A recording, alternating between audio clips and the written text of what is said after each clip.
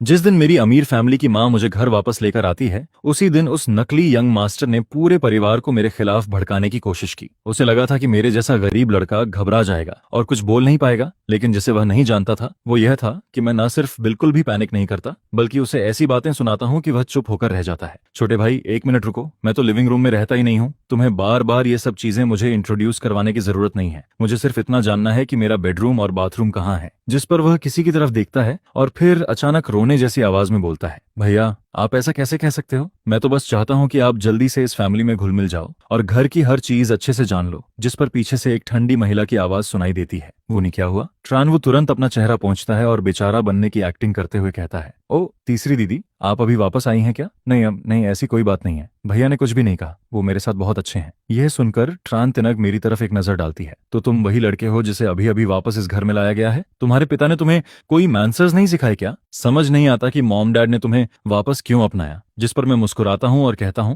अगर दीदी ऐसा कह रही हैं तो फिर मैं भी वही तरीका इस्तेमाल करता हूं जिससे ट्रान वो मेरा स्वागत कर रहा है। यह कहकर मैं सीधे ट्रांतिन का हाथ पकड़ लेता हूं और उसे दूसरी मंजिल के पहले कमरे से इंट्रोड्यूस करवाना शुरू कर देता हूं। जब तक बाकी लोग समझ पाते तब तक मैं उसे 5 कमरे दिखा चुका होता हूं। जिस पर ट्रांतिन आखिरकार अपना गुस्सा नहीं रोक पाती और जोर से बोल उठती है, चुप हो जाओ, मेरा और समय बर्बाद मत करो। यह सुनकर मैं अपना हाथ मुट्ठी में बंद करता हूं, उसे ऐसे पकड़ता हूं जैसे कोई माइक्रोफोन हो और सीधे उसके मुंह के पास ले जाकर पूछता हूं, मैडम अभी आपने जो कहा वो आपके दिल की बात थी ना? बाद में पछताओगी तो नहीं? जिस पर ट्रांतिन गुस्से से लाल हो जाती है और सीधे नीचे भाग जाती है। कुछ देर बाद वह मॉम डैड और दूसरी बहन को लेकर वापस ऊपर आती है। सभी के चेहरे बेहद खराब दिख रहे होते हैं। माँ गुस्से में कहती हैं, ग्यांगफाम, तुमने ऐसा क्या किया कि तिन इतनी नाराज हो गई? जिस पर मैं बिना घुमाए फिराए जवाब देता हूँ, मॉम डैड, सिर्फ बातें करने से कुछ साफ नहीं होगा। मैं दूसरी मंजिल के पूरे सीसीटीवी फुटेज निकलवाने की रिक्वेस्ट करता हूँ। यह सुनते ही ट्रान वू का चेहरा सफेद पड़ जाता है, जिस पर वह जल्दी से बोल पड़ता है, मॉम डैड गुस्सा मत होइए, भैया अभी अभी घर लौटे हैं, शायद उनकी फीलिंग्स अभी स्टेबल नहीं है। मैं हंसते हुए कहता हूँ, मजेदार बात है, मुझे तो लगता है मैं बिल्कुल स्टेबल हूँ। अगर अभी कैमरा चेक नहीं हुआ तो मैं इसी वक्त यह घर छोड़ दूंगा और फिर इंटरनेट पर पोस्ट करूंगा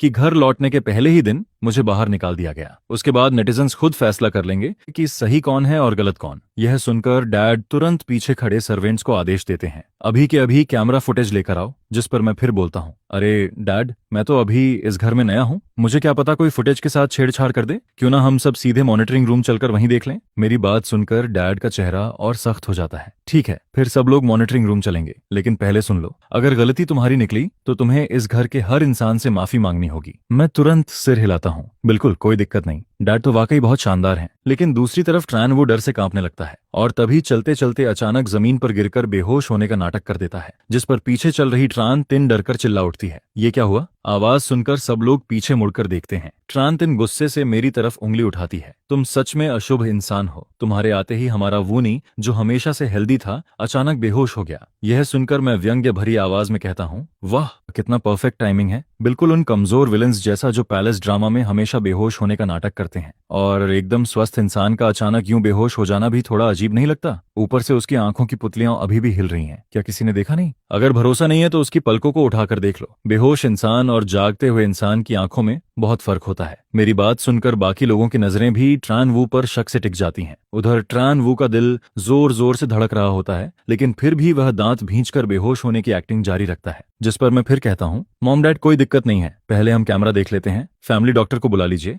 वैसे भी आखिर में डॉक्टर यही कहेगा कि कुछ नहीं हुआ। हाँ, अगर फैमिली डॉक्टर पहले से खरीदा हुआ तो अलग बात है, तब शायद कोई ऐसी बीमारी बता दे जो सुनने में खतरनाक लगे, लेकिन असल में हो कुछ भी नहीं। यह सुनकर ट्रान ख्वांग नाराज होकर बोलती है, गियांगफाम, तुम अपने छोटे भाई पर शक कैसे कर सकते हो? जिसके जवाब में मैं कंधे उचकाता हूँ, क्या करूं, मैं तो उससे आज ही मिला हूँ, थोड़ा शक होना तो नॉर्मल बात है। वैसे फैमिली डॉक्टर को जल्दी बुलाओ, उसके बाद हमें कैमरा भी देखना है। हालांकि ट्रान खोंग मुझसे बेहद नफरत करती है, फिर भी वह डॉक्टर को कॉल कर देती है। यह देखकर मैं माँ का हाथ पकड़कर बाहर की तरफ खींचता हूँ और कहता हूँ, मॉम चलो ना, मुझे कैमरा रूम दिखाओ। जिस पर माँ मेरा हाथ छुड़ाकर कहती है, ग्यांगफाम छोड़ो, मुझे वूनी का ध्यान रखना है। अब मेरा धैर्य टूटने लगता है। अरे मॉम, आप कोई डॉक्टर तो है नहीं, उसे देखते रहने से क्या फायदा? कैमरा रूम कहाँ है? अगर आप मुझे नहीं ले गई तो मैं घर छोड़कर चला जाऊंगा। मेरी सख्त बात सुनकर ट्रान वू को छोड़कर बाकी पूरा परिवार मॉनिटरिंग रूम की तरफ चल पड़ता है। वहां पहुंचकर डैड भारी आवाज में कहते हैं, पिछले आधे घंटे की दूसरी मंजिल की पूरी रिकॉर्डिंग निकालो। बहुत जल्दी स्क्रीन पर ट्रान वू और मेरी तस्वीर दिखाई देने लगती है। वीडियो में साफ नजर आता है कि ट्रान वू पूरी मेहनत से मुझे एक एक कमरा दिखा रहा होता है। जिस पर ट्रान ख्वांग तुरंत ताना मारते हुए बोलती है, देख लिया ना, वूनी पूरी तरह बेगुनाह है, अब तुम्हारे पास कहने के लिए क्या बचा है? जिस पर मैं बिना देर किए तुरंत जवाब देता हूँ, अभी सच्चाई पूरी तरह सामने आई ही नहीं है, इसलिए कमेंट करने की कोई जरूरत नहीं है। उम्मीद है दीदी आप थोड़ी समझदारी दिखाओगी। इसके बाद करीब 20 मिनट और गुजर जाते हैं,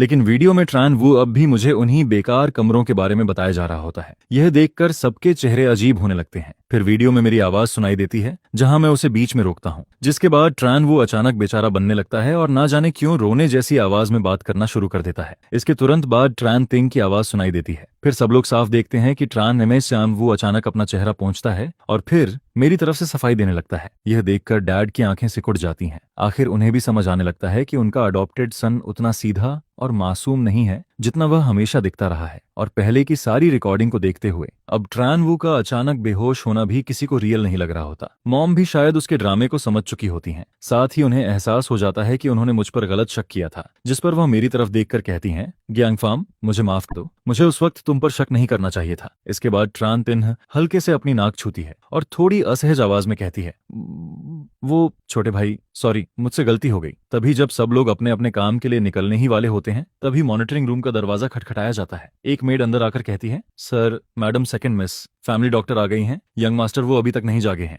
थर्ड मिस ने मुझे आप सबको बुलाने के लिए भेजा है। यह सुनकर डैड का चेहरा और भी खराब हो जाता है। अब वह खुद देखना चाहते थे कि उनका अडॉप्टेड सन और कौन सा नया ड्रामा करने वाला है। चलो जाकर देखते हैं। जिस पर सभी लोग जल्दी से ट्रान वू के कमरे की तरफ बढ़ जाते हैं। वहां पहुंचकर मैं फैमिली डॉक्टर को देखता हूं। वह काफी सुंदर और सौम्य दिख रही होती है, बिल्कुल उन फीमेल सपोर्टिंग कैरेक्टर्स जैसी जो सीईओ रोमांस स्टोरीज में हीरो के पीछे पागल रहती हैं। जिस पर मैं खुद से बड़बड़ाता हूँ, वाह इतनी जवान और खूबसूरत महिला, अगर इसे ट्रान वू पर क्रश हुआ होगा तो यह उसके लिए 100 तरह की अजीब बीमारियां बना सकती है। बीमारी ना हो तब भी बीमारी बता देगी। लेकिन मेरी यह बात पास खड़ी ट्रान थुंग सुन लेती है। उसी समय वह युवा डॉक्टर चिंतित आवाज में कहती है, सर मैडम यंग मास्टर के बेहोश होने की वजह लंबे समय से जमा इमोशनल स्ट्रेस है। ज्यादा निराशा और मानसिक दबाव के कारण ब्रेन में ब्लड सप्लाई कम हुई, जिसकी वजह से वह बेहोश हो गए। मैं जानना चाहती हूँ कि आखिर ऐसी कौन सी बात हुई जिससे यंग मास्टर ट्रान वू के अंदर इतने नेगेटिव इमोशंस पैदा हो गए। जिस पर मैं बिल्कुल बिना छुपाए बोल देता हूँ, वही बीमारी जिसे चाहो तो बीमारी कह दो और चाहो तो कुछ भी नहीं। यह सुनकर डॉक्टर नाराज हो जाती है। तो आप वही यंग मास्टर हैं जो अभी घर वापस आए हैं? शायद आपको इस बीमारी की मेडिकल नॉलेज नहीं है, लेकिन मुझे उम्मीद है कि आप एक आउटसाइडर की तरह हमारी प्रोफेशनल एबिलिटी को जज नहीं करेंगे। जिस पर बात सोसो की शांत आवाज सुनाई देती है। मैं गहरी सांस छोड़ता हूँ, फिर कमरे में रखी सजावट से कुछ फेदर निकालता हूँ। इसके बाद मैं बात सोसो की तरफ देखकर कहता हूँ, अगर ऐसी बात है तो फिर डॉक्टर मैडम उम्मीद करता हूँ बाद में आपको पछताना ना पड़े। आज मैं खुद हुआ तुओ का रीइंकार्नेशन बनने वाला हूँ। यह कहकर मैं सीधे ट्रान वू के पास पहुंच जाता हूँ और उन फेदर्स से उसके नंगे पैरों को गुदगुदाना शुरू कर देता हूँ। फिर मैं उसका हाथ पकड़कर बाकी लोगों से कहता हूँ, असल में यह जाग चुका है, बस अभी भी सोने की एक्टिंग कर रहा है। वैसे भी जो इंसान सोने का नाटक कर रहा हो उसे कोई जगह नहीं सकता, लेकिन गुदगुदी रोकने के लिए इसके पूरे शरीर की मसल्स कितनी टाइट हो गई हैं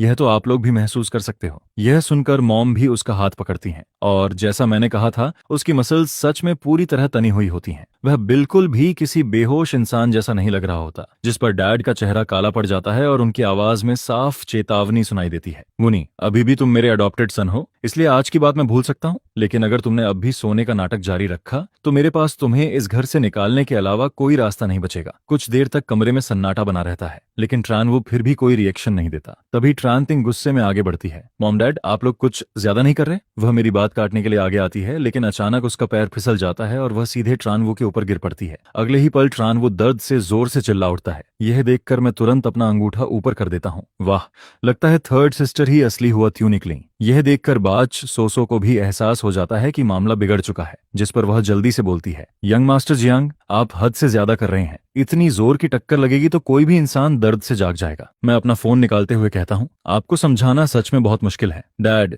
मुझे इस डॉक्टर की मेडिकल स्किल पर शक है। मैंने अभी चेक किया है, सबसे नजदीकी ग्रेड ए हॉस्पिटल यहाँ से सिर्फ 2 किलोमीटर दूर है। क्यों ना हम ट्रान वू को वहां ले जाकर फुल बॉडी चेकअप करवा लें? मुझे नहीं लगता कि बार बार झूठ बोलने वाले लोग वहां जाकर भी अपना ड्रामा जारी रख पाएंगे। ये सुनते ही ट्रान वू के दिल की धड़कन तेज हो जाती है, क्योंकि रेगुलर हॉस्पिटल में जाने का मतलब था कि उसकी सारी पोल खुल सकती है। जिस पर वह तुरंत अपनी आंखें खोल देता है। उसकी आंखों में आंसू भर आते हैं। मॉम डैड शायद मैं कल रात ठीक से सोया नहीं था, इसलिए बेहोश हो गया। वैसे अभी क्या हुआ और मेरा पेट इतना दर्द क्यों कर रहा है? यह सुनकर मॉम शांत लेकिन सख्त आवाज में कहती हैं, ग्यांगफा सही कह रहा है, वुनी, हम तुम्हें हॉस्पिटल लेकर जाएंगे। बेहोश होना कोई छोटी बात नहीं होती। मॉम की आवाज नरम जरूर होती है, लेकिन उसमें इनकार की कोई गुंजाइश नहीं होती, जिस पर ट्रैन वू फिर फैमिली की चिंता करने का नाटक करता है। नहीं मॉम, मैं बिल्कुल ठीक हूँ, आपको परेशान होने की जरूरत नहीं है। लेकिन तभी मैं अपना फोन हिलाते हुए मुस्कुराता हूँ। वैसे मैंने अभी थोड़ी देर पहले ही 120 पर कॉल कर दिया था। टॉप हॉस्पिटल की एम्बुलेंस काफी देर पहले पहुंच चुकी होगी। चलो अब निकलते हैं। यह सुनते ही कुछ ताकतवर मेड्स आगे बढ़ती हैं और ट्रान वू को उठाकर ले जाने लगती हैं, जिस पर ट्रान वू डर के मारे बुरी तरह छटपटाने लगता है और यह देखकर डैड की आंखें और भी ठंडी हो जाती हैं। डैड एक गहरी नजर से बाज सोसो को देखते हैं, जो इस वक्त साफ तौर पर घबराई हुई दिख रही होती है, जिसके बाद वह बिना कुछ कहे नीचे चले जाते हैं। उधर मेरे पास भी कोई खास काम नहीं होता, इसलिए मैं अपने फॉस्टर फादर के घर एक चक्कर लगाकर अपना कुछ सामान लेने चला जाता हूँ। जब मैं वापस लौटता हूँ और पहली मंजिल के दरवाजे से अंदर कदम रखता हूँ, तभी मुझे अंदर से किसी के रोने की आवाज सुनाई देती है।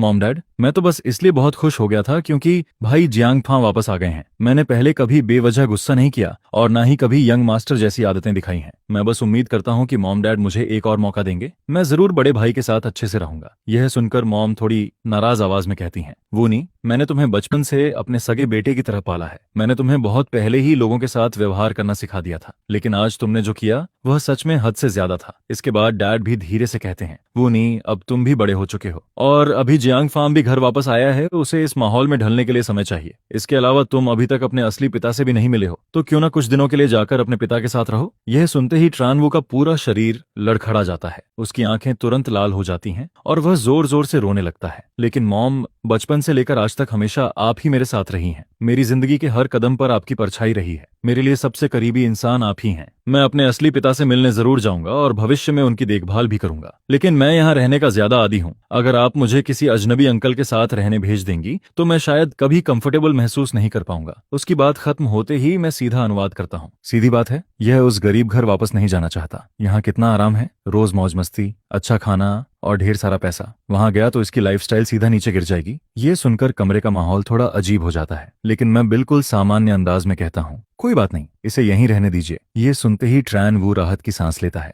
जब वह देखता है कि मॉम डैड अब उसे भेजने की बात नहीं कर रहे हैं, तो उसके चेहरे का तनाव भी कम हो जाता है। हालांकि बाकी लोग कुछ नहीं कहते, लेकिन अब वे भी धीरे धीरे समझदार होने लगे थे। उनके मन में ट्रैन वू की सालों से बनाई गई अच्छी इमेज में दरार पड़ना शुरू हो चुकी थी। इसके बाद मैं अपने कमरे में वापस लौट जाता हूँ। मैं अपना नाइट सूट निकालता हूँ और फिर टैबलेट खोलकर वही ब्लडी ड्रामा देखने लगता हूँ जिसे मैं इन दिनों लगातार देख रहा था। लेकिन ज्यादा समय नहीं गुजरता कि दरवाजे पर लगातार नॉक होने लगती है। दरवाजा खोलने पर सामने तान तिन और तान ख्वांग खड़ी दिखाई देती हैं। स्पष्ट था कि दोनों मेरे साथ रिश्ता सुधारना चाहती थीं। छोटे भाई, क्या कर रहे हो? मूवी देख रहे हो क्या? वैसे तीसरी मंजिल पर हमारे घर में एक बड़ा होम थिएटर भी है, अगर चाहो तो हम सब मिलकर वहां देख सकते हैं। यह सुनकर मैं सिर हिला देता हूँ। फिर कुछ स्नैक्स उठाता हूँ और हम तीनों जल्दी से थिएटर रूम की तरफ चले जाते हैं।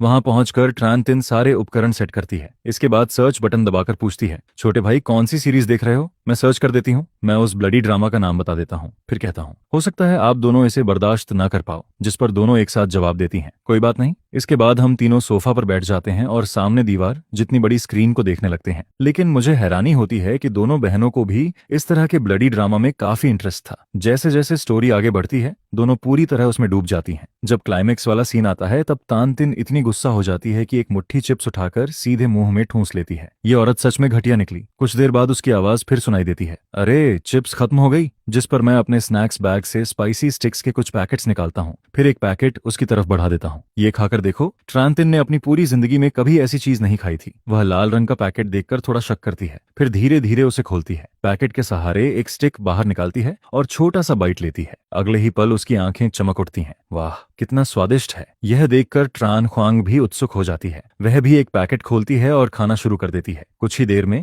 दोनों बहनों के मुंह और हाथ तेल से भर जाते हैं और वे खाते खाते सीरीज भी देखती रहती हैं। उसी समय थिएटर रूम का दरवाजा खुलता है। ट्रान वो अंदर आता है और बनावटी मुस्कान के साथ कहता है, सेकंड सिस्टर, थर्ड सिस्टर, आप लोग क्या देख रही हो? जिस पर ट्रान ख्वांग जवाब देती है, एक वेब ड्रामा देख रहे हैं। यह सुनकर ट्रान वू मुस्कुराता है। ऐसी चीजें तो पूरी तरह बेकार होती हैं। सच में आप दोनों को बहुत तकलीफ हो रही होगी। आप लोग सिर्फ भाईजान फार्म का साथ देने के लिए ये सब देख रही हैं ना, सटीरिकली है ना? अगर आप बिजी हैं तो चली जाइए, मैं यहीं रुककर भाई का साथ दे देता हूँ। उसकी बात पूरी भी नहीं होती कि ट्रान तिन झुंझलाकर बोल पड़ती है, अरे बस भी करो, अभी अभी वाला डायलॉग मैं ठीक से सुन भी नहीं पाई। वह इस वक्त सबसे रोमांचक सीन देख रही होती है और बीच में रुकावट आने से बेहद परेशान हो जाती है। कृपया बाहर जाओ और दरवाजा बंद कर दो। बाहर की लाइट स्क्रीन पर पड़ रही है। मैं भी सिर घुमाकर उसकी तरफ देखना तक जरूरी नहीं समझता। यह देखकर ट्रान तिन और जल्दी से कहती है, मुनी जल्दी बाहर जाओ ना, सच में बहुत चुभ रही है वो रोशनी। ट्रान वो यह देखकर हैरान रह जाता है कि दोनों बहनें उसकी तरफ देख तक नहीं रही थीं। उनकी नजरें सिर्फ स्क्रीन पर टिकी हुई थीं, जिस पर वह जलन भरी नजर से मुझे घूरता है। फिर नाराज होकर थिएटर रूम से बाहर निकल जाता है और जोर से दरवाजा बंद कर देता है। इसके बाद हम लोग लगातार कई घंटों तक वह ब्लडी ड्रामा देखते रहते हैं। सीरीज खत्म होते होते तान तिन और तान ख्वांग दोनों का खून खौल रहा होता है। वे स्टोरी में इतना डूब चुकी थीं कि उनके चेहरे पर एक्साइटमेंट साफ दिखाई दे रही होती है।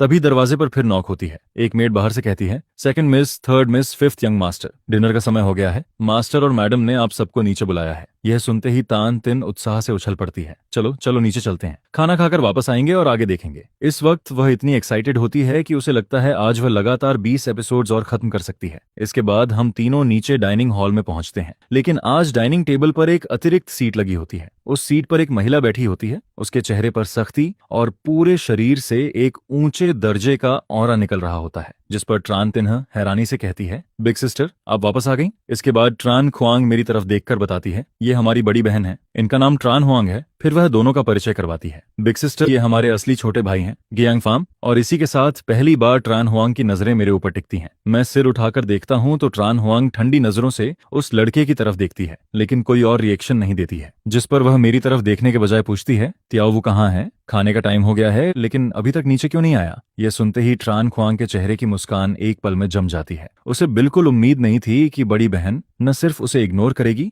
बल्कि एक जवाब देना भी जरूरी नहीं समझेगी। जिस पर पिता भी अपनी बड़ी बेटी की तरफ देखते हैं। उनके होंठ हल्के से सिकुड़ जाते हैं, जिससे साफ पता चलता है कि वह भी थोड़ा नाराज फील कर रहे हैं। माँ माहौल में आए बदलाव को तुरंत नोटिस कर लेती हैं, जिस पर वह पूछती हैं, लुक थ्यू गया, अभी तक नीचे क्यों नहीं आया? यह सुनकर नौकरानी के चेहरे पर परेशानी साफ दिखाई देने लगती है। वह झिझकते हुए मेरी तरफ देखती है, जैसे कुछ कहना चाहती हो लेकिन कह नहीं पा रही हो। कुछ देर बाद वह हिम्मत जुटाकर बोलने ही वाली होती है, जिस पर मैं सीधे उसकी बात बीच में काट देता हूँ। मुझे अच्छी तरह पता था कि वह क्या कहने वाली है। वह यही कहती कि लुक थ्यू गया का मूड खराब है, उसका खाने का मन नहीं है, और यह बोलते वक्त ऐसा चेहरा बनाती जैसे उसे बहुत दुख हो रहा हो। जिसके बाद यहाँ मौजूद सभी लोग यही सोचने लगते कि आखिर छोटा भाई इतना दुखी क्यों है। फिर बात घूम फिर कर मेरे ऊपर ही आती कि आज मेरे वापस आने की वजह से उसका मूड खराब हुआ है और सारी गलती मेरी ही है। जिस पर नौकरानी तुरंत ट्रान वू की तरफदारी करने लगती है। नहीं ऐसा नहीं है। लेकिन पिता उसे बेपरवाह नजरों से देखते हुए कहते हैं, उसे खाना है तो खाए, नहीं खाना तो मत खाए। यह सुनते ही ट्रान हुआंग के चेहरे का शांत भाव गायब हो जाता है। वह तुरंत अपनी कुर्सी से खड़ी हो जाती है। पापा आप क्या कह रहे हैं? आप उसके साथ ऐसा कैसे कर सकते हैं? जिस पर ट्रान हुआंग मेरी तरफ देखकर आधी मुस्कान के साथ ताना मारती है। तुम्हारे पास तो काफी तरीके हैं। मैं बिना झिझके जवाब देता हूँ, अच्छा तो जरा डिटेल में बताइए। जिस पर वह ठंडी हंसी हंसते हुए कहती है, तुम्हारे वापस आते ही वुनी हमारे घर में खाना खाने तक की हिम्मत नहीं कर पा रहा है। हालांकि मैं अभी अभी वापस आई हूँ और मुझे नहीं पता यहाँ क्या हुआ है, लेकिन तुमने माँ पापा और दूसरे भाई बहनों को अपनी तरफ कर लिया, फिर भी कहते हो कि तुम्हारे मन में कोई चाल नहीं है। यह सुनकर मैं तुरंत पलटकर जवाब देता हूँ, पहली बात मैं इस घर का बच्चा हूँ, सही है ना? मैं वापस आया हूँ और मुझे माँ पापा और भाई बहनों का प्यार मिलता है। यह सिर्फ साबित करता है कि मेरा परिवार मेरे साथ अच्छा व्यवहार करता है। इसमें मेरी चालाकी कहाँ से आ गई? क्या मैं अपने परिवार का प्यार पाने के लायक नहीं हूँ? दूसरी बात, एक सक्सेसर कैंडिडेट होकर भी आप सही गलत जाने बिना फैसला सुना देती हैं। अगर आपके कॉम्पिटिटर्स को यह बात पता चल गई तो वह आपको आसानी से बर्बाद कर देंगे। और आखिरी बात, आपका और उसका कोई ब्लड रिलेशन नहीं है। आप उसकी इतनी प्रोटेक्शन कर रही हैं कि मुझे आपके रिश्ते पर ही शक होने लगता है। क्या आप अडॉप्टेड सन और हेयर के बीच कोई शॉकिंग लव स्टोरी बनाना चाहती हैं? मेरी बात सुनते ही ट्रान हुआंग का चेहरा गुस्से से लाल पड़ जाता है। पापा देखिए ना, ये कैसी बातें कर रहा है। लेकिन तभी माँ अचानक बोल पड़ती हैं, पतिदेव हमारी बेटी को अभी और ट्रेनिंग की जरूरत है, क्यों ना इसे कुछ समय के लिए विदेश वाले प्रोजेक्ट पर भेज दिया जाए। जिस पर पिता तुरंत माँ का मतलब समझ जाते हैं और सिर हिलाकर सहमति दे देते हैं। सही कह रही हो, इसे वाकई और एक्सपीरियंस की जरूरत है। यह सुनकर ट्रान हुआंग पूरी तरह हैरान रह जाती है। उसे विश्वास ही नहीं होता कि उसके माता पिता नए लौटे बेटे की वजह से उस पर इतना गुस्सा हो जाएंगे। जिस पर वह तुरंत अपना लहजा बदल देती है, सॉरी छोटे भाई, बिना पूरी बात जाने मुझे तुम्हें डांटना नहीं चाहिए था। माँ पापा मैं अभी बिजनेस ट्रिप से वापस आई हूँ और वह ओवरसीज प्रोजेक्ट कम से कम 3 साल तक चलेगा। मैं आप दोनों के साथ रहना चाहती हूँ, इतनी देर तक दूर नहीं रहना चाहती। लेकिन माँ इस बार असामान्य रूप से सख्त दिखाई देती हैं। वह उसका हाथ पकड़कर कहती हैं, हुआंग माँ की बात मान लो, मैं सिर्फ तुम्हें बेहतर बनाना चाहती हूँ, और अगर तुम्हें हमारी याद आएगी तो हम अक्सर विदेश आकर तुमसे मिलेंगे। जिस पर त्रानतेन माहौल को हल्का करने की कोशिश करती है, चलो अब खाना खाते हैं। अगर बड़ी बहन ने सच में वह प्रोजेक्ट ले लिया तो आगे हम सबका उससे मिलना काफी कम हो जाएगा। लेकिन ट्रान हुआंग अभी भी हार मानने को तैयार नहीं होती। वह कहती है, मुनी यहाँ नहीं है, फिर इसे पूरा परिवार कैसे कह सकते हैं? यह सुनते ही पिता जोर से मेज पर हाथ मारते हैं। वह गुस्से में उंगली दिखाते हुए कहते हैं, बहुत हो गया, क्या तू मुझे गुस्से से मारकर ही मानेगी? जिस पर ट्रान होआंग भी भड़क जाती है, तो फिर मैं भी खाना नहीं खाऊंगी। इतना कहकर वह जल्दी से ऊपर की तरफ चली जाती है। इसके बाद ट्रान तिन को लगता है कि बड़ी बहन के व्यवहार की वजह से शायद मैं दुखी हो गया हूँ। जिस पर वह मेरे पास बैठ जाती है और मुस्कुराकर कहती है, गियांगफा, अभी जो तुमने कहा कि बड़ी बहन वूनी को पसंद करती है, वह थोड़ा ज्यादा ड्रामेटिक नहीं था? क्या तुमने बहुत ज्यादा ड्रामा सीरीज देख ली है? जिस पर मैं उसी टॉपिक को आगे बढ़ाते हुए कहता हूँ, ड्रामेटिक तो है, लेकिन अगर ये कहानी उसी डायरेक्शन में आगे बढ़ती रही तो अभी हम सब नीचे खाना खा रहे हैं, ऊपर कोई और फैमिली मेंबर भी नहीं है। बड़ी बहन आराम से छोटे भाई को कंफर्ट कर सकती है, और किसी को सांत्वना देते वक्त गले लगना तो नॉर्मल है, फिर शायद गलती से एक किस भी हो जाए, कौन जानता है। मेरी बात सुनते ही माँ पापा के चेहरे बदल जाते हैं, जिस पर दोनों तुरंत दूसरी मंजिल की तरफ भागते हैं। मैं, दूसरी बहन और तीसरी बहन भी उनके पीछे ऊपर जाने लगते हैं। तभी ऊपर से अचानक एक जोरदार थप्पड़ की आवाज सुनाई देती है, और उसके तुरंत बाद पिता की सख्त आवाज गूंजती है, माँ पापा,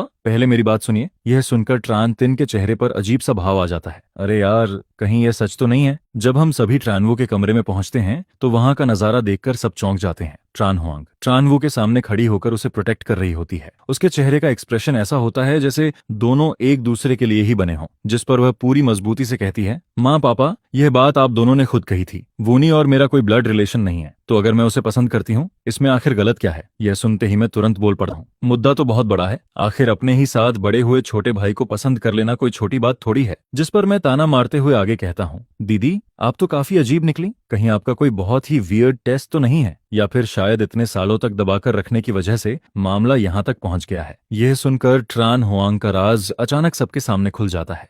लेकिन हैरानी की बात यह थी कि शर्मिंदा होने के बजाय उसके दिल में एक अजीब सी राहत और खुशी पैदा होने लगती है। जिस पर वह मेरी तरफ देखकर कहती है, तुम क्या जानो, बचपन से ही मैं हमेशा वूनी की प्रोटेक्शन करती आई हूँ। न जाने कितनी बार मैंने यह सोचा है कि काश हमारा ब्लड रिलेशन ही न होता। इतने सालों तक मैं खुद को रोकती रही हूँ। जिस पर मैं तुरंत जवाब देता हूँ, अच्छा, तो खुद को इतना मुश्किल से कंट्रोल करने के बाद आपने कभी साइकोलॉजिस्ट को दिखाने के बारे में नहीं सोचा? और वैसे भी आप उससे कई साल बड़ी है ना, खड़े हैं ना, इसका मतलब आपकी पढ़ाई और करियर दोनों उससे काफी आगे हैं। फिर भी आपके पास इतना फ्री टाइम है कि आप अपने ही छोटे भाई के साथ रोमांस के बारे में सोच रही हैं। मेरी बात सुनकर ट्रान होआंग का चेहरा और ज्यादा दर्द से भर जाता है। जिस पर वह माँ पापा की तरफ देखकर कहती है, माँ पापा, मैं भी ऐसा नहीं चाहती थी, लेकिन मैं वूनी से इतना प्यार करने लगी हूँ कि अब वापसी का कोई रास्ता नहीं बचा। मैंने खुद को कई बार समझाया, छोड़ने की कोशिश भी की, लेकिन वूनी हमेशा मेरे साथ इतना अच्छा व्यवहार करता है कि मैं उसे भूल ही नहीं पाती। यह कहते वक्त उसकी आंखों में उम्मीद साफ दिखाई देती है, जैसे वह अपने माता पिता से स्वीकृति चाह रही हो। दूसरी तरफ ट्रानवू की आंखें पहले से ही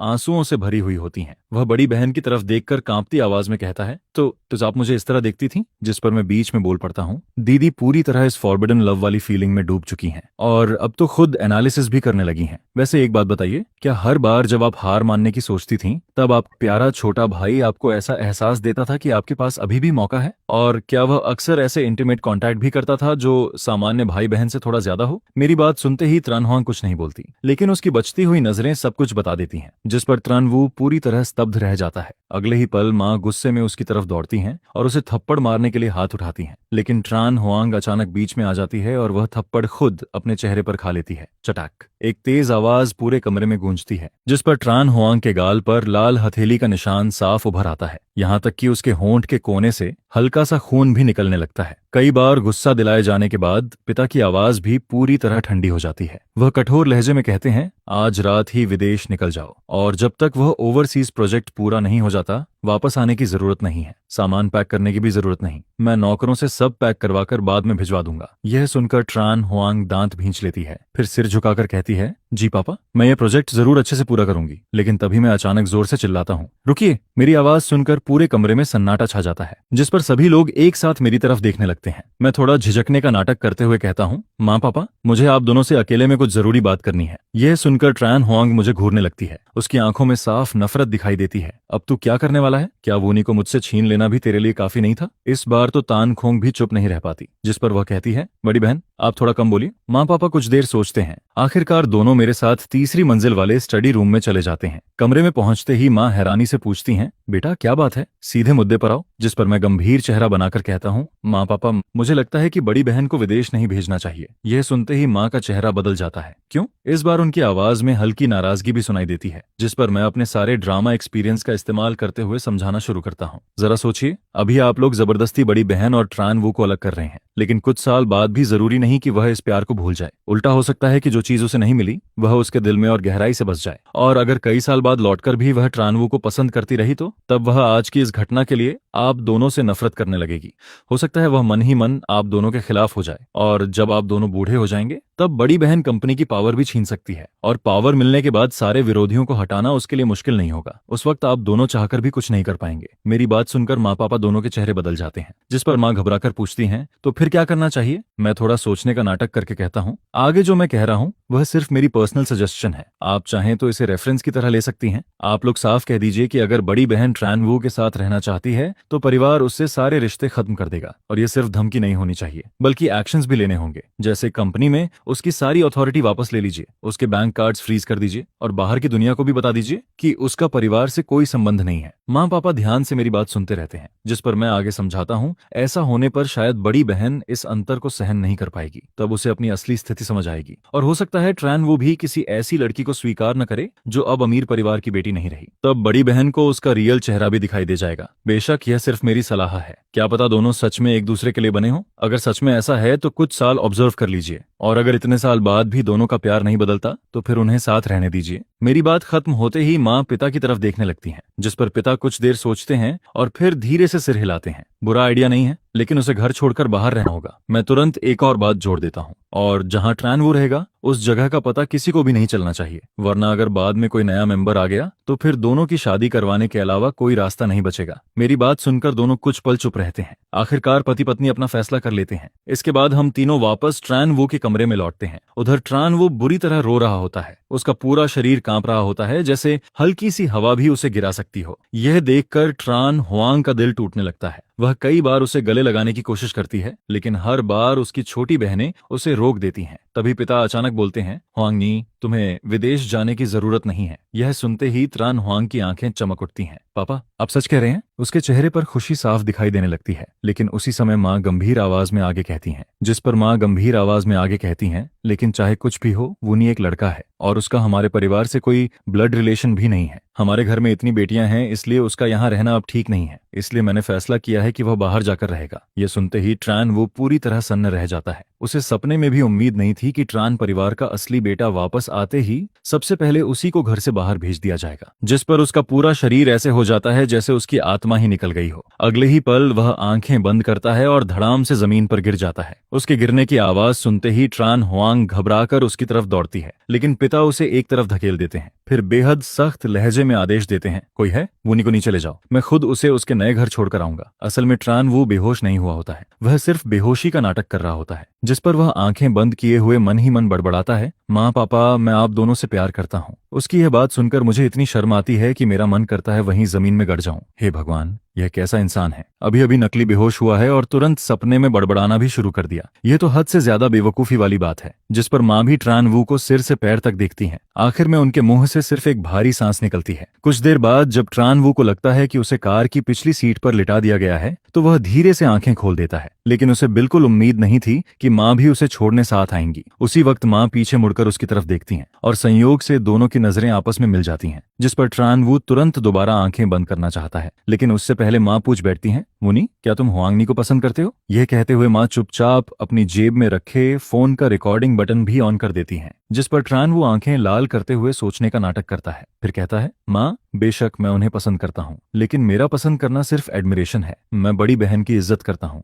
ये वैसा प्यार है जैसा फैमिली मेंबर्स के बीच होता है। मेरे मन में उनके लिए कोई रोमांटिक फीलिंग नहीं है। यह सुनकर माँ जैसे राहत की सांस लेती हैं। फिर वह पूछती हैं, तो दूसरी बहन और तीसरी बहन के लिए भी तुम्हारी फीलिंग यही है? ट्रानवू को लगता है कि उसने सही जवाब पकड़ लिया है। जिस पर वह जल्दी से सिर हिलाकर कहता है, जी माँ, मेरी तीनों बहनें मुझे बहुत पसंद हैं। उनमें कोई पहले या बाद में नहीं है। तीनों बराबर हैं और पहले नंबर पर हमेशा आप और पापा हैं। उसकी बात सुनकर माँ का दिल थोड़ा भर आता है। फिर वह धीरे से कहती हैं, वुनी, माँ भी तुमसे प्यार करती है, लेकिन तुमने अपनी बड़ी बहन का व्यवहार भी देख लिया है, इसलिए तुम्हारा बाहर रहना जरूरी है। तुम चिंता मत करो, जब तक तुम कोई गलत काम नहीं करते और जियांग फा के साथ अच्छे से रहते हो तब तक तुम हमारे परिवार के लूक थिय गिया ही रहोगे। माँ की बात सुनकर ट्रान वो आखिर राहत की सांस लेता है। साथ ही मन सोचने लगता है कि भविष्य में वह कैसे मुझे परिवार से निकलवाएगा, कैसे मुझे सबकी नजरों में गिराएगा। लेकिन वह बिल्कुल नोटिस नहीं कर पाता कि माँ पूरे समय उसके चेहरे के भाव देख रही होती हैं, जिस पर माँ के दिल में गहरी निराशा पैदा होने लगती है। उन्होंने जो कार्ड उसे देने का सोचा था, अब वह फैसला भी बदल देती हैं। करीब 1 घंटे से ज्यादा सफर के बाद कार एक लग्जरी अपार्टमेंट कॉम्प्लेक्स के सामने रुकती है। लेकिन जैसे ही ट्रान वो देखता है कि यह कोई विला नहीं बल्कि अपार्टमेंट है, उसका चेहरा तुरंत उतर जाता है।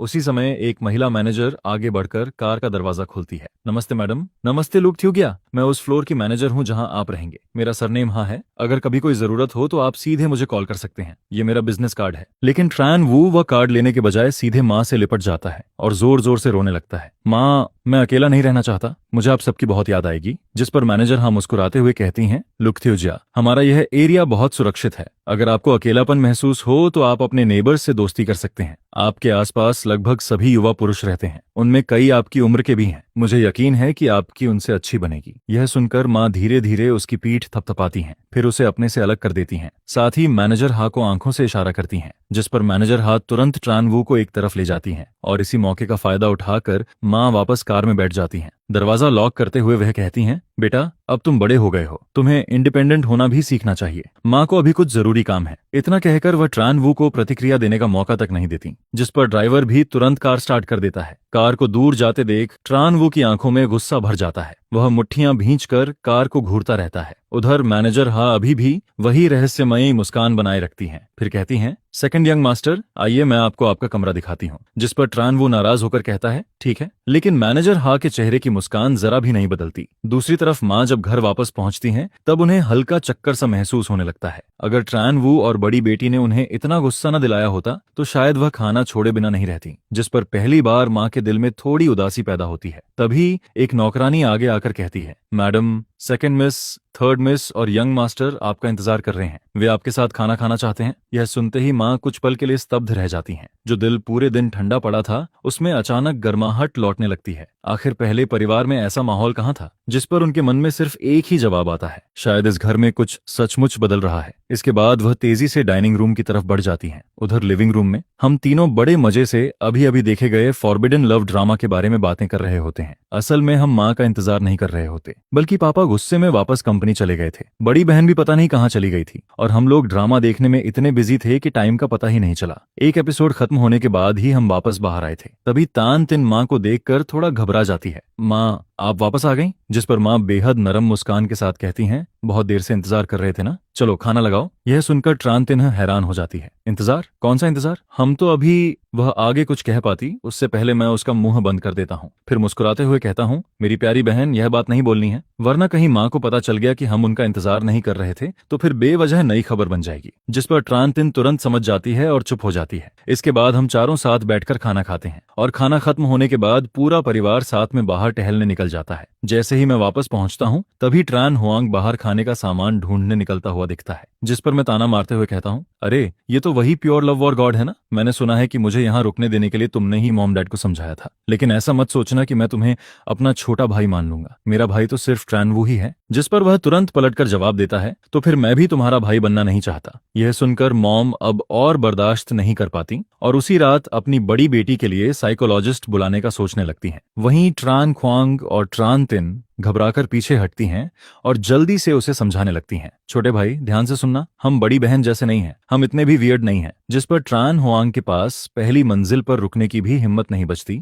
और वह खाना उठाकर सीधे दूसरी मंजिल पर अपने कमरे की तरफ भाग जाता है। इसके बाद मॉम मेरी तरफ देखकर कहती हैं, फार्म मुझे एक पार्टी में जाना है, मैं चाहती हूँ कि तुम मेरे कुछ दोस्तों से मिलो। जिस पर मैं आराम से जवाब देता हूँ, ठीक है तो फिर चलते हैं। अगली सुबह जल्दी ही एक मेड मेरे कमरे का दरवाजा खटखटाती है। जिसके बाद खाने की टेबल पर मॉम बड़े प्यार से पूछती हैं, फार्म कल रात अच्छी नींद आई थी ना? जिस पर मैं मुस्कुराकर कहता हूँ, जी काफी अच्छी थी, यहाँ का बिस्तर बहुत कंफर्टेबल है। ये सुनकर मॉम आगे कहती हैं, थोड़ी देर में कोई तुम्हारे लिए कुछ कपड़े लेकर आएगा, उनमें से जो पसंद आए वह चुन लेना। मैं सिर हिलाकर हामी भर देता हूँ, लेकिन मन ही मन सोचता हूँ, यार अमीर लोगों की जिंदगी सच में अलग ही होती है। फिर मॉम कहती हैं, तुम्हारे लिए बैंक कार्ड भी बन गया है, हर महीने उसमें 5 लाख युआन ट्रांसफर किए जाएंगे। थोड़ी देर में कोई वह कार्ड भी लेकर आ जाएगा, जिस पर बाहर से तो मैं शांत बना रहता हूँ, लेकिन अंदर ही अंदर 1000 बार खुशी से चिल्ला रहा होता हूँ। फिल्मों में तो करोड़ों देखकर भी कुछ खास नहीं लगता, लेकिन असल जिंदगी में 5 लाख युआन मेरे लिए किसी जैकपॉट से कम नहीं है। खाना खत्म होते ही मेकअप आर्टिस्ट जल्दी से मेरे पास पहुंचता है और मुझे अच्छे से तैयार करने लगता है, जिसके बाद मैं एक शानदार आउटफिट पहनता हूं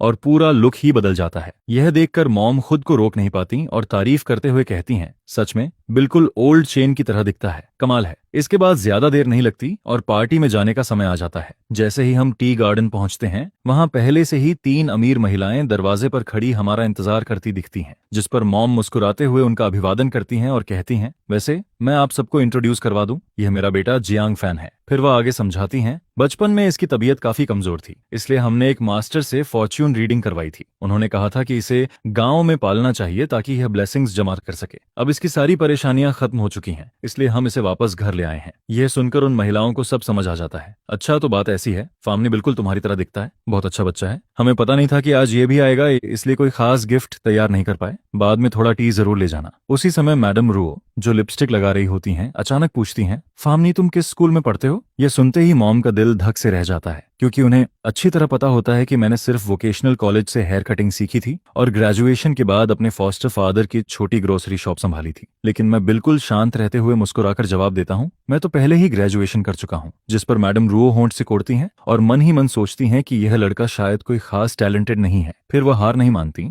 और दोबारा पूछती हैं, अगर ग्रेजुएशन हो चुकी है तो अभी क्या काम करते हो? यह सुनकर मॉम के चेहरे पर हल्की घबराहट दिखाई देने लगती है। वह बात बदलने ही वाली होती है कि तभी मैं आराम से जवाब देता हूँ, मेरा काम काफी सिंपल है। मैं एक छोटी सी दुकान चलाता हूँ और एक इलाके के लोगों की रोजमर्रा की जरूरतों का मैनेजमेंट करता हूँ। जिस पर मैडम मेरी तुरंत तारीफ करते हुए कहती हैं, वाह बहुत बढ़िया, इतनी कम उम्र में बिजनेस भी शुरू कर दिया। मैं मुस्कुराकर जवाब देता हूँ, ऐसी कोई बड़ी बात नहीं है, बस डैड मुझे पहले से एक्सपीरियंस दिलाना चाहते थे, इसलिए जल्दी ट्रेनिंग शुरू करवा दी। लेकिन मेरी यह बात उन तीनों महिलाओं के कानों में कुछ और ही बन जाती है। उन्हें लगता है कि मेरे पिता मुझे बहुत महत्व देते हैं, इसलिए पहले ही मेरे लिए कंपनी खुलवा चुके हैं और मुझे फ्यूचर हेयर बनाने की तैयारी कर रहे हैं। वहीं मॉम, जो पूरी सच्चाई जानती हैं, पीछे खड़ी बड़ी मुश्किल से अपनी हंसी रोक रही होती हैं। इसके बाद कुछ देर में सभी लोग साइट सीइंग इलेक्ट्रिक कार में बैठकर घूमने निकल जाते हैं। कुछ मिनट बाद टी रूम के अंदर लकड़ी की मेज के पास एक खूबसूरत लड़की बैठी दिखाई देती है। उसके लंबे बाल पोनीटेल में बंधे होते हैं और वह किसी भी समय इन अमीर महिलाओं के लिए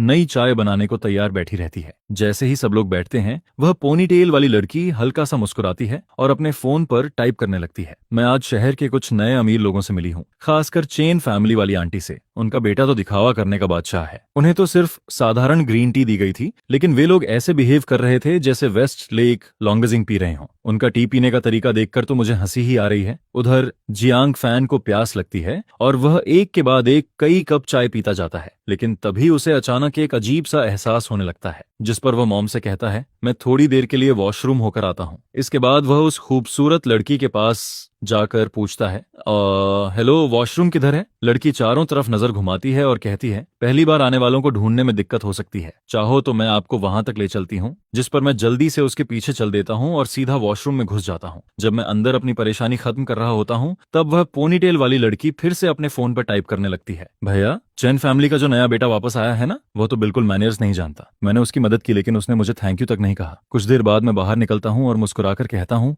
थैंक यू ब्यूटीफुल लेडी। जिस पर पोनीटेल वाली लड़की जवाब देती है, कोई बात नहीं, ये तो मेरा काम है। फिर वह अचानक पूछती है, वैसे आपने कहा था कि अच्छी टी पीकर उसका टेस्ट समझ में आ जाता है, तो आपको अभी वाली टी कैसी लगी? मैं बिना झिझके जवाब देता हूँ, सच कहूँ तो मुझे वह कुछ खास नहीं लगी, लेकिन मॉम वहां बैठी थी, इसलिए उनकी इज्जत रखने के लिए मुझे अच्छा होने का नाटक करना पड़ा। यह सुनकर पोनीटेल वाली लड़की बिलियन हैरान रह जाती है, जिस पर वह दोबारा पूछती है, तो फिर आपके हिसाब से कौन सी टी सच में अच्छी होती है? और यह सुनते ही मैं बिना एक पल सोचे तुरंत जवाब देता हूँ, ज्यादातर मिल्क टी की वैरायटीज मुझे पसंद है। यह सुनते ही ब्यूइली आन हैरानी से मुझे देखती है और कहती है, यंग मास्टर ट्रान, आप मजाक कर रहे हैं क्या? जिस पर मैं तुरंत जवाब देता हूँ, मैं मजाक क्यों करूंगा? कहीं ऐसा तो नहीं कि तुमने कभी मिल्क टी पी ही नहीं है? यह सुनकर मैं मन ही मन सोचने लगता हूँ कि यह लड़की भी काफी बेचारी है। जितना भी पैसा कमाती होगी, शायद सब घर भेज देती होगी, खुद पर खर्च करने तक का मन नहीं करता होगा। वहीं BUILYAN मेरे चेहरे पर अजीब सी नजर देखकर और ज्यादा चिढ़ जाती है। इसके बाद मैं अपना फोन उसकी तरफ बढ़ाते हुए कहता हूँ, अगर कभी नहीं पी है तो आज मैं पिलाता हूँ, देखो जो पसंद हो वो ऑर्डर कर लो। जिस पर ब्यूइली आन मुझे नीचा दिखाने के इरादे से से बिना किसी झिझक के सबसे आकर्षक दिखने वाली मिल्क टी चुन लेती है। मैं अपनी दाहिनी आंख झपकाते हुए कहता हूँ, डिलीवरी आने में करीब 20 मिनट लगेंगे, बाद में हम दोनों साथ चलकर ले आएंगे। यह सुनकर बीली एन मेरे उस मीठे व्यवहार को देखकर थोड़ा सस्पिशियस हो जाती है। वह मन ही मन सोचती है कि कहीं उसकी पहचान तो सामने नहीं आ गई। इसके बाद हम दोनों वापस टी रूम में लौट आते हैं। जैसे ही अंदर पहुंचते हैं, मैडम रुओ जानबूझकर पूछती हैं, अरे हाँ, आज वुनी को साथ क्यों नहीं लाई? जिस पर मैं लापरवाही से जवाब देता हूँ, मेरा छोटा भाई आज बिजी है। यह सुनते ही मैडम रुओ को कुछ याद आता है और वह अचानक पूछ बैठती हैं, वैसे एक बात पूछनी थी, फानी का सरनेम जियांग क्यों है? मैं दोनों हाथ जोड़कर गंभीर चेहरा बनाता हूँ और कहता हूँ, आंटी, क्या आप सच में जानना चाहती हैं? जिस पर वह उत्सुकता से कहती हैं, बिल्कुल, मुझे तो बहुत क्यूरियोसिटी हो रही है। फिर मैं रहस्यमय अंदाज में कहना शुरू करता हूँ, असल में बचपन में मेरी किस्मत बहुत कमजोर थी। मैं इतनी बड़ी दौलत का भाग्य नहीं संभाल सकता था, इसलिए हेवनली डाउ को धोखा देने के लिए मॉम डैड ने मुझे एक साधारण परिवार के पास भेज दिया और वही परिवार मेरी किस्मत बदलने के लिए चुना गया था। मेरी बात सुनकर वहां मौजूद तीनों महिलाएं पूरी तरह स्टन रह जाती हैं। वहीं पास बैठी बीली एन हंसी रोकते रोकते लगभग फटने वाली होती है। वह मन ही मन सोचती है कि चेन फैमिली का यह यंग मास्टर कहानी बनाने में भी जीनियस है। उसी समय जियांग फैन का फोन बज उठता है, जिस पर मैं तुरंत खड़ा होकर बीली एन को साथ खींचता हूँ और बाकी लोगों से कहता हूँ, मैं बाहर से अपना खाना लेकर आता हूँ। इसके बाद हम दोनों बाहर पहुंचते हैं। मैं मिल्क टी का कप उसके सामने बढ़ाते हुए कहता हूँ, ये लो। हालांकि बीली एन को उस रंग बिरंगे ड्रिंक को देखकर साफ लग रहा होता है कि यह बिल्कुल हेल्दी नहीं होगा, लेकिन फिर भी वह उसे ले लेती है। वह मन ही मन सोचती है कि बस एक छोटा सा सिप लेगी, अगर खराब लगा तो सीधे जियांग फैन के चेहरे पर थूक देगी। जिस पर वह किसी शहीद की तरह आंखें बंद करके एक घूंट पीती है, लेकिन अगले ही पल ठंडी स्ट्रॉबेरी की खुशबू और क्रीमी मिल्क का स्वाद उसके पूरे मुंह में फैल जाता है, जिस पर वह लगातार पीती चली जाती है और देखते ही देखते आधे से ज्यादा कप खत्म कर देती है। फिर वह स्ट्रॉ बाहर निकालकर संतुष्टि भरी सांस छोड़ती है। इसके बाद वह तुरंत अपने चैट ग्रुप में मैसेज टाइप करती है, दोस्तों, मिल्क टी सच में कमाल की चीज है। फिर दोनों वापस टी रूम में लौट आते हैं, लेकिन इस बार कमरे के अंदर ट्रैन वो भी बैठा हुआ दिखाई देता है, जिस पर मैं बिना कोई रिएक्शन दिए अपनी सीट पर वापस बैठ जाता हूँ। अभी मैं ठीक से बैठा ही होता हूँ कि ट्रैन वो बनावटी चिंता दिखाते हुए पूछता है, भैया आप बाहर क्या करने गए थे? मैं सीधे जवाब देता हूँ, बाहर से खाना लेने गया था। यह सुनकर ट्रैन वो का चेहरा थोड़ा अजीब हो जाता है। वह कहता है, यहाँ का खाना इतना नेचुरल और हेल्दी है, फिर भैया बाहर का जंक फूड क्यों मंगवाते हैं? क्या यह आपकी पुरानी आदत है? आपको इसे बदल देना चाहिए। जिस पर मैं तुरंत जवाब देता हूँ, बदलूं क्यों? ये खाना भी तो इसी हवा में सांस लेता है ना, तो फिर तुम भी सांस लेना बंद कर दो। मेरी बात सुनते ही मैडम रुओ तुरंत बोल पड़ती हैं, बेटा तुम अपने छोटे भाई से ऐसे कैसे बात कर सकते हो? वो तो सिर्फ तुम्हारे भले के लिए कह रहा है, यहाँ पर इसको कोवरा है। जिस पर मैं आराम से पूछता हूँ, मेरा भला है या नहीं ये मैं तय करूंगा। फिर मैं आगे कहता हूँ, आंटी, मैंने सुना है कि जो लोग हर वक्त दूसरों के घर के मामलों में दखल देते रहते हैं, असल में उनके अपने घर की परेशानियां ही खत्म नहीं होती। क्या आपके साथ भी ऐसा ही है? यह सुनते ही मैडम रुओ का चेहरा गुस्से से लाल हो जाता है। वह दांत पीसते हुए कहती हैं, देखो इस लड़के को बड़ों के पास नहीं पला, इसलिए मैनर्स भी नहीं सीखे। लेकिन मॉम हल्की मुस्कान के साथ जवाब देती हैं, मेरा फार्म बहुत अच्छा बच्चा है, उसे बस थोड़ी क्यूरियोसिटी रहती है। वैसे मैंने भी सुना है कि आजकल आप किसी नई एक्ट्रेस के साथ काफी क्लोज हो रही हैं। इतनी रात में भी काम की बातें होती रहती है ना, है ना? यह सुनते ही मैडम रुओ का चेहरा सफेद से लाल हो जाता है, जिस पर मैडम यू जल्दी से बीच बचाव करती हैं, ठीक है ठीक है, सब लोग टी पीते हैं। टी मास्टर, हमारे लिए एक नई पॉट टी तैयार कर दीजिए। उसी समय ट्रान वू मेरी तरफ देखकर आह भरता है, भैया देखिए, हमारी पहचान के हिसाब से तो सिर्फ ऐसी जगह ही हमारे लायक हैं। आगे से बाहर का खाना मत खाया कीजिए। लेकिन मैं उससे बहस करने की भी जरूरत नहीं समझता। यह देखकर ट्रान वू को ऐसा लगता है जैसे उसने मुक्का तो मारा, लेकिन सामने रुई रखी हुई थी। फिर वह अचानक इधर उधर नजर घुमाता है और कहता है, वैसे भैया मैंने सुना है कि आप, लेकिन इससे पहले कि वह बात पूरी करता, मॉम बीच में बोल पड़ती हैं, वूनी टी पियो बेटा। यह देखकर मैडम रुओ और ज्यादा उत्साहित हो जाती हैं। वूनी तुम क्या कहने वाले थे? जिस पर ट्रान वू घबराकर मॉम की तरफ देखता है और हकलाने लगता है। स्पष्ट था कि वह फिर कोई चाल चलना चाहता था, लेकिन इस बार मैं खुद ही सच सामने रख देता हूँ। असल में कोई बड़ी बात नहीं है। ट्रान वू चैन फैमिली का असली बेटा नहीं है, वह उसी परिवार का बेटा है जिसने मुझे अडॉप्ट किया था। मेरी बात सुनते ही ट्रान वू का चेहरा डर से बदल जाता है। वहीं तीनों महिलाएं भी शौक में पड़ जाती हैं। जिस पर मैं आगे कहता हूँ, अब समझ आया कि वह ये बात क्यों नहीं बताना चाहता था। कोई बात नहीं छोटे भाई, मैं तुम्हें कभी नीचा नहीं समझूंगा। आखिर मैं भी तो पहले उसी परिवार में बड़ा हुआ हूँ जहाँ हर दिन सस्ता टेकअवे खाना खाया जाता था। मेरी बात खत्म होते ही पूरा टी रूम शांत हो जाता है। वहीं बिलियन हंसी रोकते रोकते पेट पकड़ने की हालत में पहुंच जाती है। आखिरकार वह अपनी हंसी छिपाने के लिए गॉसिप मोड में चली जाती है और फोन पर लगातार हा हा हा भेजने लगती है। उधर त्रान वू की आंखों में आंसू भर आते हैं। वह कांपती आवाज में मॉम की तरफ देखकर कहता है, मॉम मैं नहीं। जिस पर मॉम गहरी सांस लेकर धीरे से कहती हैं, मैंने सोचा अब जब बात यहाँ तक पहुंच ही गई है तो फिर कुछ छिपाने का कोई मतलब नहीं है। बिल्कुल वैसे ही जैसे फामनी ने कहा था, त्रानवू हमारे परिवार का रियल बेटा नहीं बल्कि गोद लिया हुआ बेटा था। जिस पर त्रानवू की आंखें एकदम फैल जाती हैं और वह सदमे में अपनी माँ की तरफ देखने लगता है। माँ, ये क्या कह रही हो? जिसके जवाब में मिसेज ट्रान कहती हैं, क्या मैंने कोई झूठ बोला है? यह सुनते ही ट्रान वो अचानक खड़ा हो जाता है, दरवाजा खोलता है और बाहर भाग जाता है। इसके बाद कोई कहता है, सॉरी आज सबको परेशान कर दिया। जिस पर दूसरा मजाक उड़ाते हुए कहता है, ये तो कमाल की एक्टिंग करता है, इसे एंटरटेनमेंट सर्कल में भेज दो, यकीन मानो सेकंड सिस्टर से भी ज्यादा फेमस हो जाएगा। और इसका ये ऑरा तो बिल्कुल किसी ड्रामा के मेन कैरेक्टर जैसा लग रहा है। यह सुनकर जियांग फैन हल्का सा मुस्कुराता है और कहता है, पार्टी खत्म। इसके बाद मैं ब्यूलियान को हाथ हिलाकर अलविदा कहता हूँ। फिर हमारी कार ट्रान फैमिली के घर की तरफ बढ़ती है। लेकिन जैसे ही मैं कार से उतरता हूँ तभी घर के बाहर खड़ी एक बेहद महंगी लग्जरी कार पर मेरी नजर पड़ती है,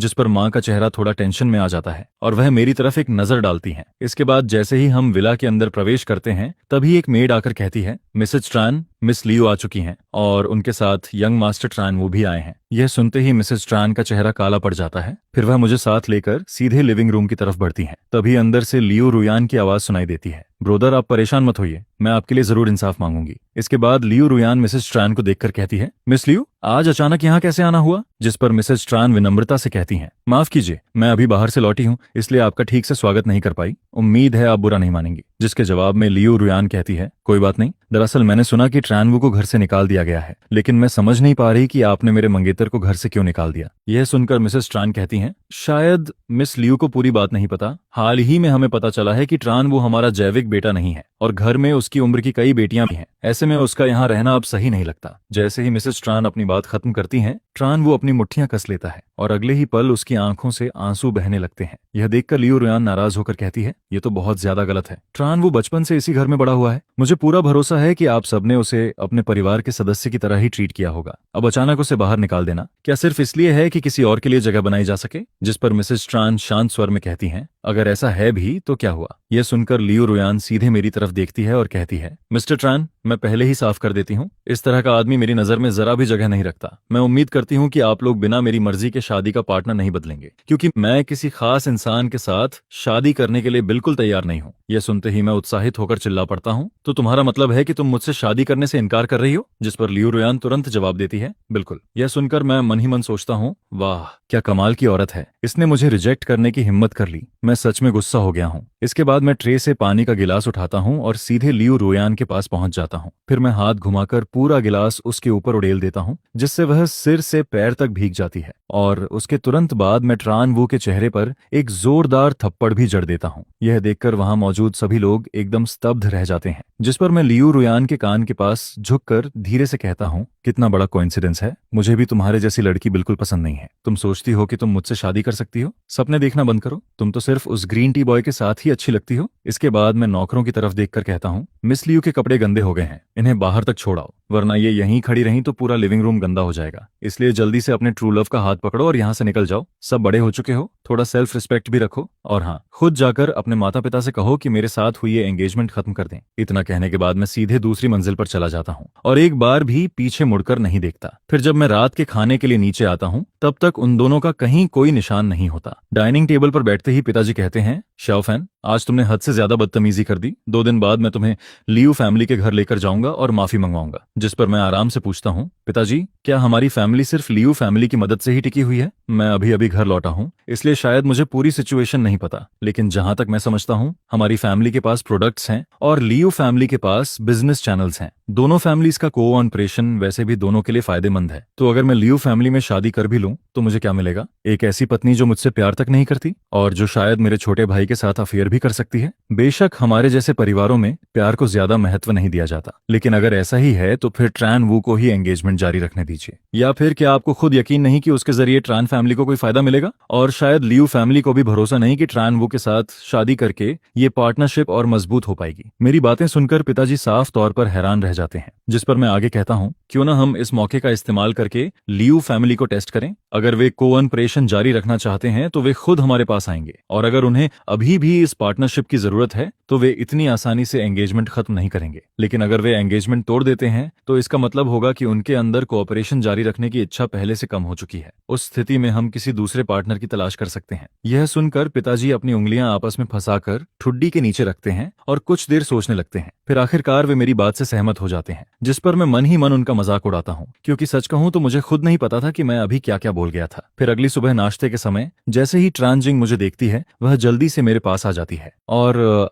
धीमी आवाज में पूछती है, सुना है कल तुमने लियू रुयान की अच्छी खासी बेइज्जती कर दी। जिस पर मैं मुस्कुराते हुए जवाब देता हूँ, इतना भी नहीं, मैंने तो बस उसके ऊपर एक गिलास पानी फेंका था। यह सुनकर ट्रांजिंग हंस पड़ती है और कहती है, जैसा सोचा था बिल्कुल वैसे ही, आखिर तुम मेरी ही ब्रदर हो। असल में पहले से ही उसे लियू रुयान जैसी लड़की बिल्कुल पसंद नहीं थी। तभी ऊपर दूसरी मंजिल से ट्रान हुआंग नीचे उतरती है और पूछती है, तुम लोग क्या बातें कर रहे हो। जिस पर ट्रांजिंग हंसते हुए कहती है, कुछ खास नहीं, बस कल लियू रुयान खुद घर तक आ गई थी और कह रही थी कि वह हमारे छोटे भाई से शादी करना चाहती है, कोई बड़ी बात नहीं है। यह सुनते ही ट्रान हुआंग जल्दी से पूछती है, तो क्या कल शाओवू भी वहां था। जिसके जवाब में ट्रांजिंग सिर हिलाते हुए कहती है, हाँ बिल्कुल था, लियू रुयान उसी के लिए गुस्सा निकालने आई थी। फिर वह मजाकिया अंदाज में कहती है, सच में उन दोनों को देखकर तो बड़ा मजा आता है। एक आंसुओं से भरी आंखों के साथ सिस्टर लियू पुकारता रहता है और दूसरी एक हैंडसम बॉय के लिए आगबूला हो जाती है। लगता है दोनों एक दूसरे से अलग ही नहीं होना चाहते। इसके बाद वह मेरी तरफ देखकर मुस्कुराती है और कहती है, लेकिन मुझे पूरा यकीन है कि हमारे छोटे भाई के दिल में अपनी क्वीन सिस्टर के लिए हमेशा एक खास जगह रहेगी। यह सुनते ही ट्रान हुआंग का चेहरा गुस्से से भर जाता है। असल में वह घर के सभी लोगों से बहस करके बाहर जाकर ट्रान वू से मिलने वाली थी, लेकिन तभी एक अनहोनी हो जाती है। मिसेस ट्रान उसे सीधे हाउस अरेस्ट कर देती हैं और साफ कह देती हैं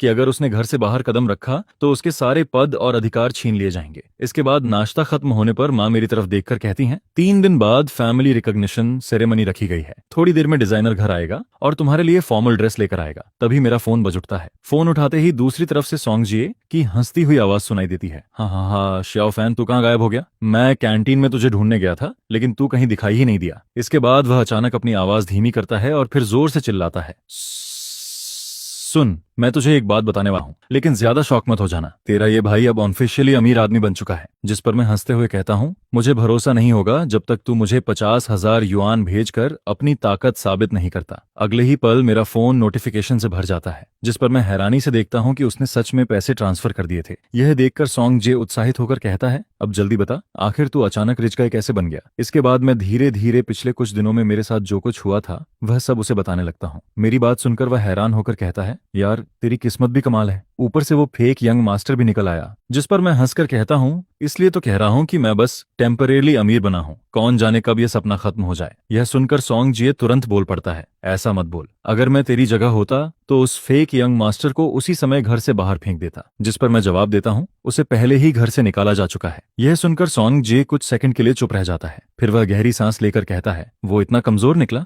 लेकिन मुझे लग रहा है कि फैमिली रिकॉग्निशन पार्टी वाले दिन वह जरूर कोई ड्रामा करेगा। हो सकता है वह जानबूझकर खुद को नुकसान पहुंचाए और इल्जाम तेरे ऊपर लगा दे, या फिर तुझे पूल में धक्का देने का आरोप लगा दे और शायद तेरे जैसी ही ड्रेस पहनकर आए, फिर लोगों के सामने दिखाने की कोशिश करे कि वह तुझसे ज्यादा अच्छा लग रहा है। यह सुनकर मैं बड़बड़ाता हूँ, ऐसा नहीं हो सकता, मैंने तो आज ही अपनी ड्रेस फाइनल की है। लेकिन सॉन्गजे उत्साहित होकर मेज पर हाथ मारता है और कहता है, मैं शर्त लगाता हूँ कि वह बिल्कुल वही ड्रेस पहनकर आएगा। अगर ऐसा हुआ तो तू मुझे पेंगुइन प्लेटफॉर्म का VIP अकाउंट दिलाएगा। जिस पर मेरी भी दिलचस्पी बढ़ जाती है और इसी तरह बातें करते करते 3 दिन कब गुजर जाते हैं पता ही नहीं चलता। देखते ही देखते फैमिली रिकॉग्निशन बैंक्वेट का दिन आ जाता है। उस सुबह ट्रांजिंग अचानक हीरोइन मोड में आ जाती है और कहती है, आज मेरे छोटे भाई को किसी बात से डरने की जरूरत नहीं है, जब तक हम बहनें यहाँ हैं कोई तुम्हें परेशान नहीं कर सकता। जिस पर मैं बिल्कुल शांत चेहरे के साथ कहता हूँ, मुझे डर नहीं लग रहा, लेकिन मन ही मन में सोचता हूँ कि आमतौर पर ऐसे ड्रामा स्क्रिप्ट्स में जब कोई मुसीबत आती है तब पेरेंट्स और सिस्टर्स हमेशा आखिरी मोमेंट में पहुंचते हैं, इसलिए अगर आज कुछ हुआ भी तो शायद ये दोनों बहनें मेरे पास मौजूद नहीं होंगी। इसके बाद मैं वह स्टाइलिश सूट पहन लेता हूँ। फिर पूरा परिवार ट्रैन फैमिली की पुरानी मैंशन की तरफ रवाना हो जाता है। जैसे ही मैं हॉल में प्रवेश करता हूँ, मेरी नजर सीधे दूसरी मंजिल पर चली जाती है। मुख्य दरवाजे के ठीक सामने बालकनी पर दो बुजुर्ग खड़े दिखाई देते हैं, जिस पर ट्रांजिंग तुरंत मेरा परिचय कराती है। शाओफान, वो तुम्हारे दादा दादी हैं, डरो मत, चलो ऊपर चलकर उन्हें हेलो बोलते हैं। उन्होंने तुम्हारे बारे में सब सुन रखा है और काफी समय से तुमसे मिलना चाहते थे। यह सुनकर मैं सिर हिलाता हूँ। उधर जो मेहमान पहले से पहुंचे हुए थे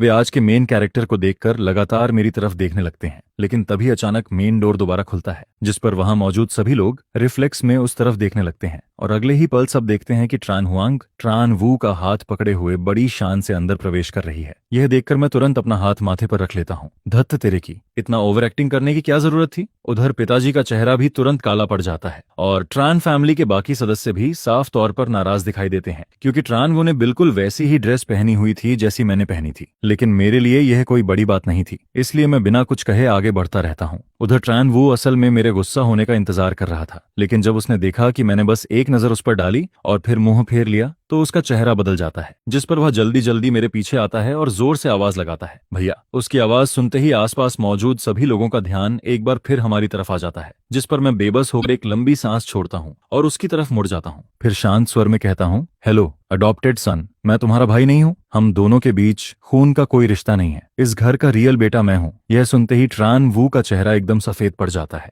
जिस पर ट्रान हुआंग तुरंत उसके सामने आकर उसे प्रोटेक्ट करने लगती है। फिर वह गुस्से में कहती है, मैं तुम्हें अपना भाई नहीं मानती, मेरे लिए वूनी ही मेरा असली छोटा भाई है। जिसके जवाब में मैं बिना किसी भाव के बेहद शांत आवाज में बोलता हूँ। तब तक दूसरी मंजिल पर खड़े ट्रान वी मिन नीचे हो रही हर छोटी बड़ी चीज को साफ साफ देख रहे थे, जिस पर उनके चेहरे की तीखी और सख्त भावनाएं भी धीरे धीरे नरम पड़ने लगती हैं। फिर वह अपनी दाढ़ी सहलाते हुए अपनी पत्नी से कहते हैं, मुझे लगता है कि यह नया मिला हुआ पोता काफी अच्छा है। जिस पर दादी भी अपनी भौहें ढीली करते हुए सिर हिलाती हैं और कहती हैं, सच में ये काफी अच्छा लगता है, इसका नाम शायद श्याओ फैन है ना। थोड़ी देर में मुझे अपनी वह घड़ी इसे गिफ्ट करनी चाहिए। इसी दौरान जब दोनों आपस में बात कर रहे होते हैं मैं सीधे दूसरी मंजिल पर पहुंच जाता हूं, जिस पर ट्रान तिन बड़े उत्साह से दोनों का अभिवादन करती है। दादाजी, दादी जी, बहुत समय हो गया आप दोनों से मिले हुए। इसके बाद वह बड़े प्यार से अपने नए छोटे भाई का परिचय करवाती है। दादाजी, दादी जी, यह हमारे घर का नया यंग मास्टर जियांग फैन है, जिसे हम हाल ही में वापस लेकर आए हैं। जिस पर मैं भी आगे बढ़कर नमस्ते करता हूँ। दादी संतुष्ट मुस्कान के साथ मेरे पास आती हैं और मेरा हाथ पकड़कर कहती हैं, अच्छा, बहुत अच्छा, यह बच्चा तो हमारे बेटे और बहू की सारी खूबियों का परफेक्ट मेल लगता है, देखो तो कितना हैंडसम लड़का है। जिसके जवाब में मैं मुस्कुराकर कहता हूँ, धन्यवाद दादी जी,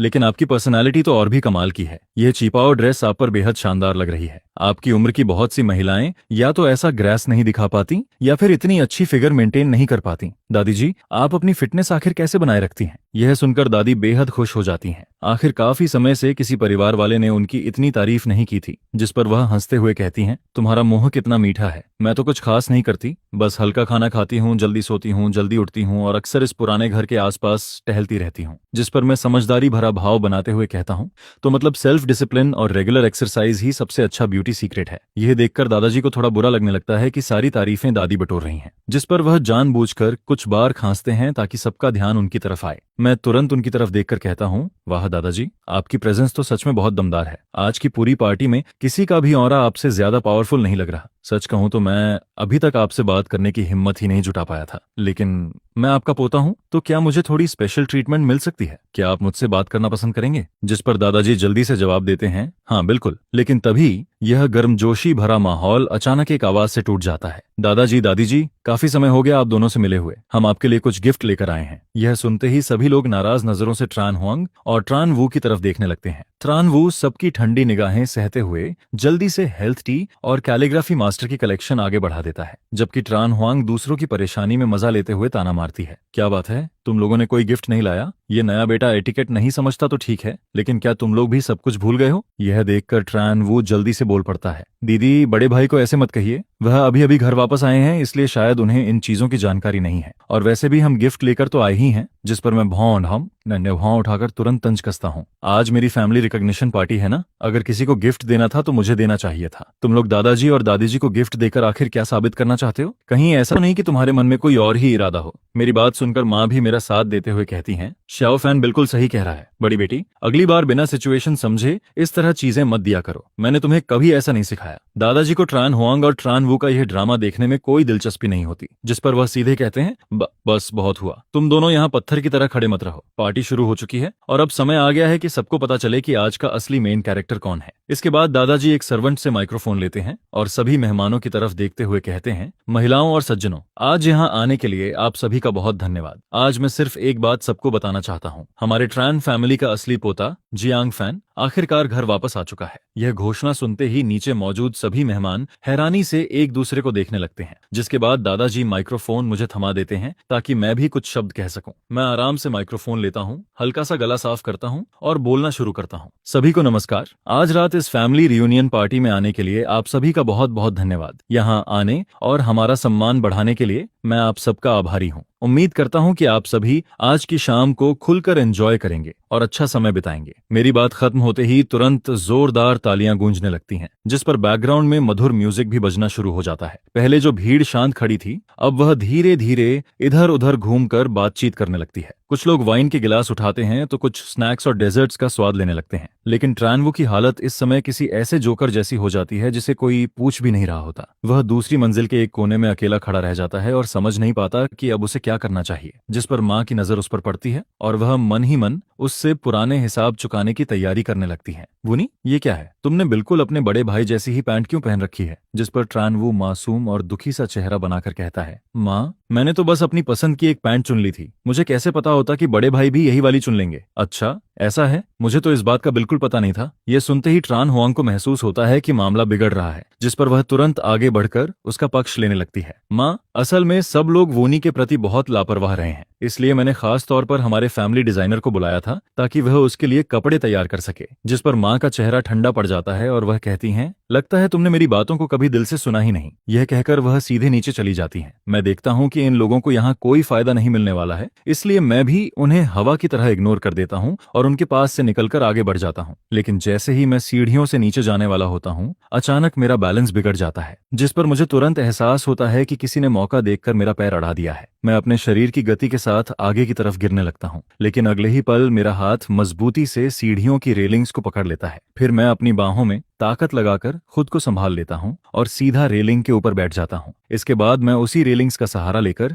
दूसरी मंजिल से पहली मंजिल तक फिसलता हुआ नीचे पहुंच जाता हूँ। यह नजारा देखकर ट्रानवू पूरी तरह सन्न रह जाता है। उसकी आंखें हैरानी से फैल जाती हैं और वह कुछ पल तक बिल्कुल जड़ होकर खड़ा रह जाता है। जब नीचे से लोगों की चीखें, तालियां और उत्साहित आवाजें सुनाई देने लगती हैं, तब जाकर उसकी चेतना वापस लौटती है, जिस पर वह इतना गुस्सा हो जाता है कि उसके दांत तक भींच जाते हैं। दूसरी तरफ जब ट्रान फैमिली के लोगों को दिखता है कि मैं पूरी तरह सुरक्षित हूं, तब जाकर सभी राहत की सांस लेते हैं। लेकिन दादी की आवाज अब बेहद ठंडी हो चुकी होती है। वह ट्रानवू को घूरते हुए कहती हैं, ट्रानवू, इस घर में तुमने काफी समय बिताया है और चूंकि श्याओ फैन को कोई नुकसान नहीं पहुंचा, इसलिए मैं इस बारे में ज्यादा बहस नहीं करना चाहती। लेकिन अभी इसी वक्त तुम इस घर से निकल जाओ। यह सुनकर ट्रानवू की आंखों में आंसू भर आते हैं। दादी, आप मुझे क्यों निकाल रही हैं? जिस पर दादी बिना किसी भाव के जवाब देती हैं, क्योंकि मैंने साफ साफ देखा है कि तुमने जानबूझकर श्याओ फैन को पैर अड़ाकर गिराने की कोशिश की थी। बस यही वजह काफी है। यह सुनते ही ट्रानवू की आंखों से आंसू टपकने लगते हैं। दादाजी, दादी जी, आप लोग क्या कह रहे हैं? मुझे तो बस लगा था कि बड़े भाई के जूते शायद ठीक से फिट नहीं है, शायद चलते समय उनका पैर फिसल गया होगा। लेकिन उसकी यह सफाई सुनकर भी दादा दादी के दिल में उसके लिए बची हुई आखिरी उम्मीद भी खत्म हो जाती है। दादाजी की भौहें कसकर सिकुड़ जाती हैं और उनके चेहरे पर गहरी नाराजगी दिखाई देने लगती है। फिर वह सख्त आवाज में कहते हैं, तुम खुद जाओगे या नहीं? अगर 1 मिनट के अंदर यहाँ से नहीं निकले तो मैं सिक्योरिटी को बुलाकर तुम्हें बाहर फेंकवा दूंगा। यह सुनते ही ट्रान हुआंग फिर से उसके सामने ढाल बनकर खड़ी हो जाती है। दादाजी, आप वूनी के साथ ऐसा कैसे कर सकते हैं? साफ दिख रहा है कि वह नया आया लड़का खुद ठीक से खड़ा नहीं रह पाया और इसी वजह से उसका बैलेंस बिगड़ गया। अगर वह सच में गिर जाता तो शर्मिंदगी हमारी फैमिली की होती। इसके बाद वह आगे कहती है, लेकिन वूनी ऐसा इंसान नहीं है। बचपन से ही उसे बेहतरीन परवरिश मिली है। वह हमारे परिवार का सबसे आउटस्टैंडिंग यंग मास्टर रहा है। इतना ही नहीं,